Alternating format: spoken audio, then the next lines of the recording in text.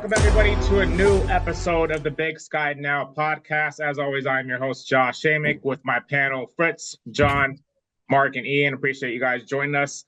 Somehow we are already into week 6. We had a very exciting week of football happening last weekend, so let's get right into it. The game that we expected to be the game of the week was Idaho versus UC Davis, and that game did not disappoint. It came down to Idaho with a chance to tie it for a 2-point conversion, but they failed.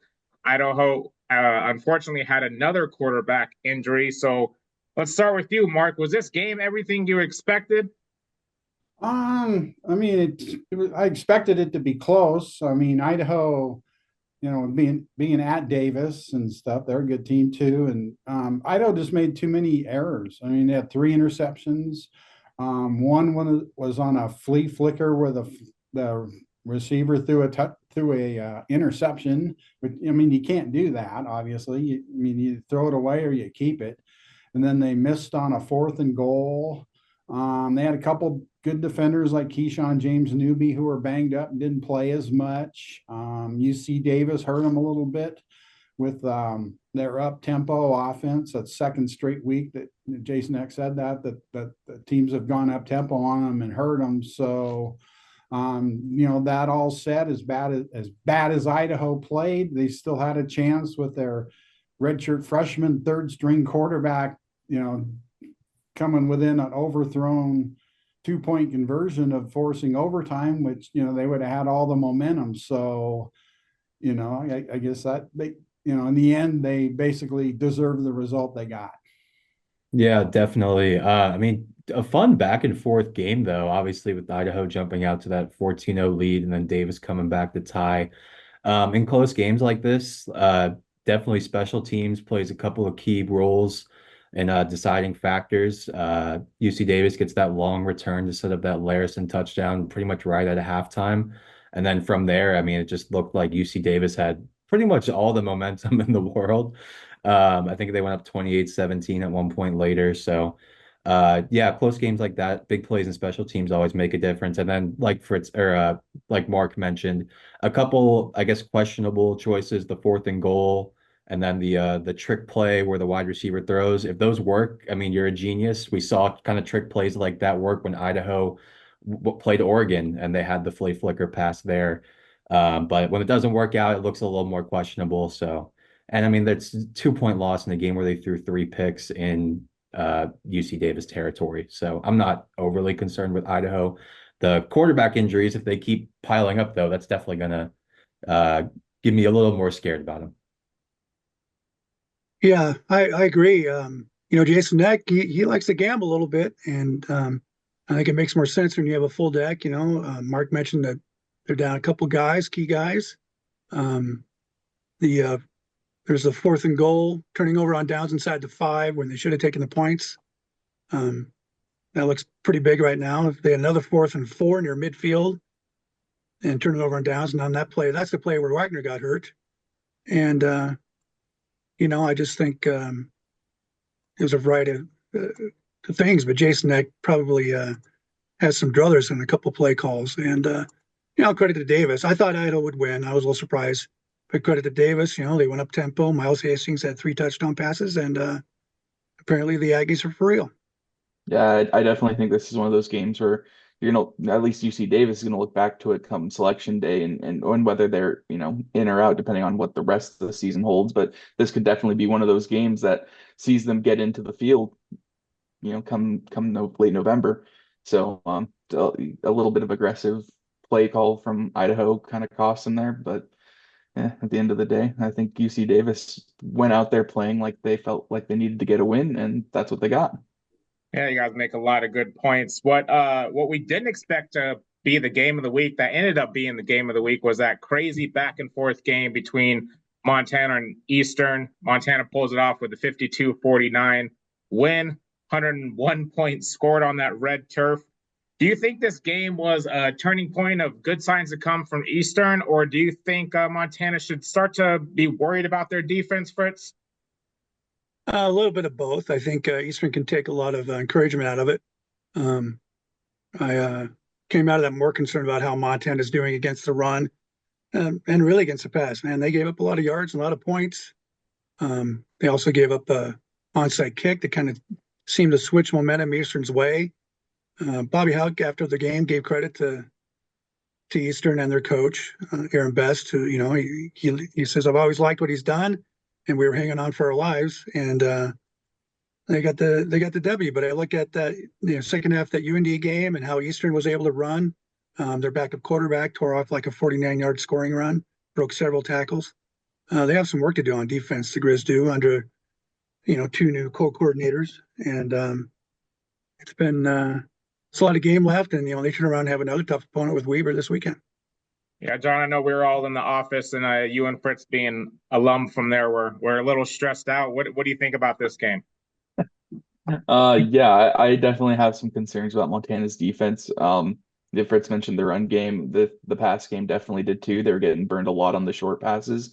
And then late in that fourth quarter, I mean, Efton Chisholm was wide open across the middle for a 45-yard score. So that's blown coverage. You can't let him get open. Not the second most receptions in Eastern history. So, but I think it's a really good turning point for Eastern. The thing about that, though, that I'm worried about is they head into a bye this week. They have no way to capitalize on that momentum. You sit stagnant. So I think that bye week kind of came at the wrong time for them. That's a good point. Ian, what's the pulse like in Washington?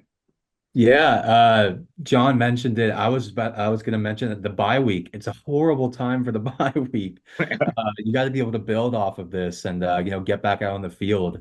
I mean, just in the game though, it was kind of just a disaster of a way to end the half for Eastern. They gave up 3 consecutive touchdown drives, and obviously they fought back in that incredible ending in the fourth quarter where they're just kind of playing touchdown ping pong between both sides. But just that end of the half to be down kind of that much after you're really in it through that first, 1.5 quarters, obviously what really did them in. And when we were talking last week and kind of predicting what we thought would play out in this game, we mentioned the Montana run game against this Eastern defense. I didn't expect the 309 passing yards Montana would put up in the first half of that game. So that definitely caught me by surprise. I mean, we're in North Idaho, which is almost in Eastern Washington, so we kind of feel it over here too. And I'm not an expert or anything, but I knew it would be a close game, or I thought it would be a lot closer game than a lot of people thought. Even though Montana's Montana still, and Eastern is down and struggling and losing to teams they probably shouldn't. But you bring Montana into Cheney, and for some reason that kind of gets Eastern kind of a little more excited, no matter how good or struggling they are in a year. And so I expected it. I didn't expect 52-49, but I don't think anybody else did. But I thought it would, I wasn't surprised it was a one-score game. Their offense is still really good with however many quarterbacks they want to play in a particular game. Their defense is still not very good, which explains 52 points by Montana. But it's encouraging from our vantage point. It's an encouraging thing for Eastern, and like you guys said, the bye comes at a tough time. Yeah, something about that red turf and Cheney that seems to give the Grizz a little bit of trouble. Another game that we had wrong was a lot of us liked Sac State to take the win over Northern Arizona. But NAU had a very, very impressive showing, beating a top 25 team in Sac State. Ian, what stood out to you in this game? Yeah, I mean, let's just talk about that third quarter for NAU. Go down, long drive, get a field goal, and then recover a fumble for a touchdown. Then 2 plays later for Sac State, get that interception, and then sets up another touchdown drive. Just a really impressive start to the year for head coach Brian Wright, who's in his first year there down in Northern Arizona. I'm excited to see what they can bring the rest of the year. And yeah, I mean, last week I think they were took that loss to Incarnate Word, but a week or 2 weeks ago, we were talking about, hey, they might be able to hang with them coming off that big win over Utah Tech. So I'm excited to see what kind of, I guess, momentum this can give the program heading into the coming weeks. Yeah. Ian mentioned the quick turn where they went from 13-9 to 27-9 with a couple of quick touchdowns. Also looking at the stats where NAU held Sac State at 231 yards total, only 51 on the ground. No TDs till the fourth quarter. Sac State at 3 turnovers. Ty Pennington, very efficient for NAU. They're gonna, I know we're gonna talk about this later, but they're gonna be a challenge for Idaho on Saturday. John, we caught a Yeah. little bit of this game at the office. What has stood out to you in this game for NAU?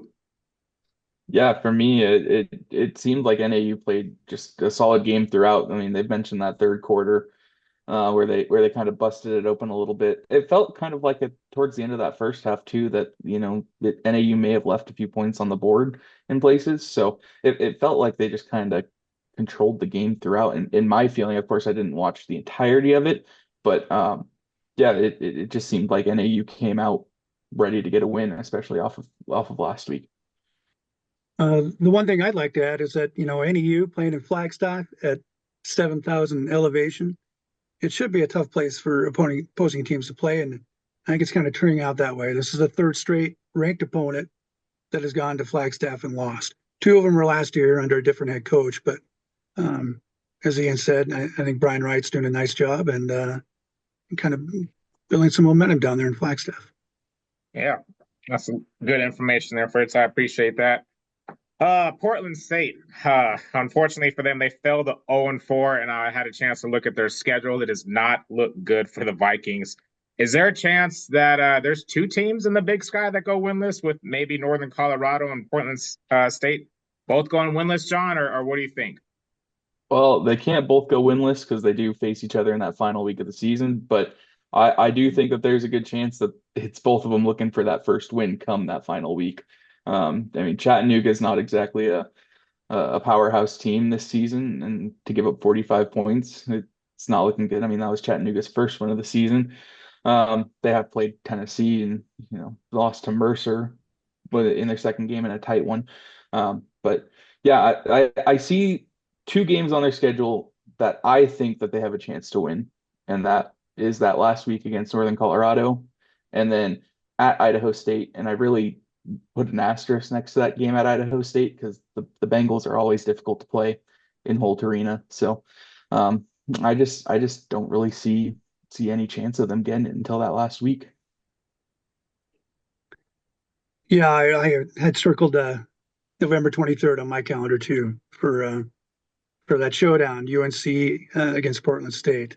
UNC is really struggling. They're on a 17-game losing streak. So I think Portland State will get that W.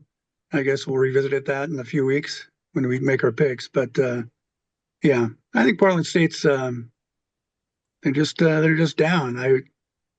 It's back when I covered the Grizz for the Missoulian, that was my favorite trip, and I think playing in Hillsboro hasn't helped them.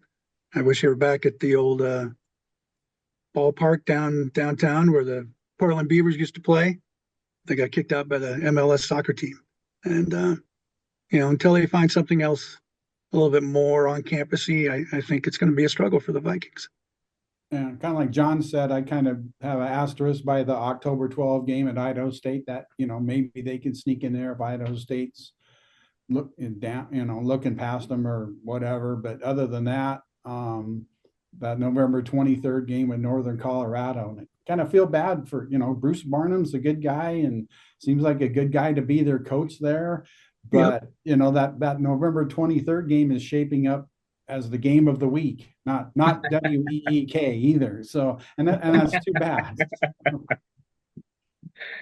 That's Yeah, funny. that the season finale against Northern Colorado also jumped out to me, as well as the Idaho State game. I guess it's looking more like it's going to be like Mark said, that battle or that game of the week that last week of the season. But yeah, those are the two that also jumped out to me.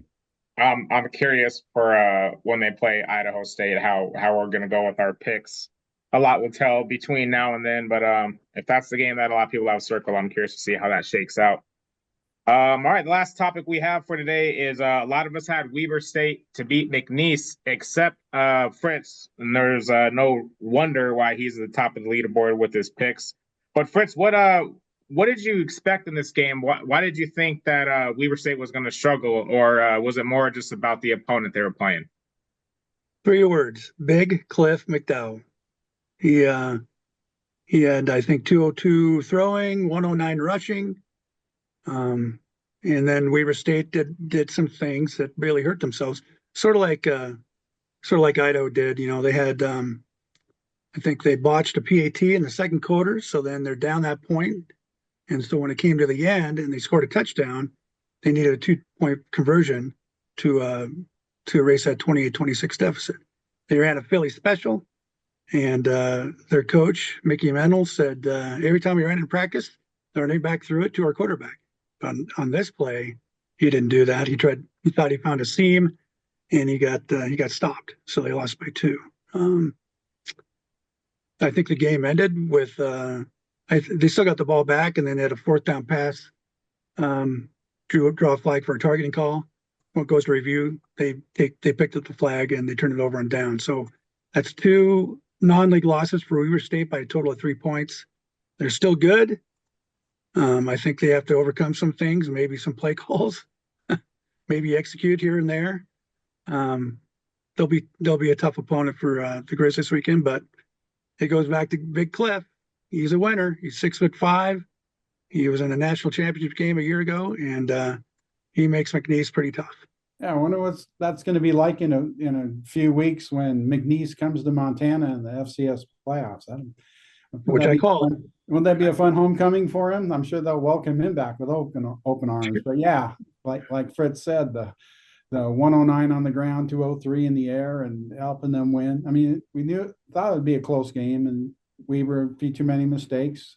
Could have tied it, missed the 2-point conversion. So it was, it was kind of what we thought, other than the big Cliff factor. Yeah, I didn't have too much more to add other than Weber State should maybe relax on scheduling Southland Conference teams not named Northwestern State. But yeah, Clifton McDowell, he's just so fun to watch. McDowell's definitely a treat to watch as a quarterback. Just a couple of things too that I noticed. They missed another short field goal. They had a 29-yard field goal that was, missed, and that's points that could win the game right there. It's the little things in these tight games that you go back and look at, and you pick out a play here, a play there, and the game changes entirely in these situations. But I mean, if you look at it from first glance and just kind of taking a peek at it, it looks like 2 solid teams battling each other in a non-conference game, which is what you want to see. It gives you a good challenge, but Weaver's got to execute. They want to get these wins. Yeah, so that's gonna do it for this week's episode of the Big Sky Now podcast. Hopefully, this upcoming week was just like last week. We had 3 games last week that were within 3 points, so a lot of good games last week, and we're looking to find the same thing this weekend. But I want to thank my panel as always for joining us, and thank you for everyone to tune in to Big Sky Now. Join us again on Thursday when we give you our picks and what to expect for the upcoming week. Until then, take care.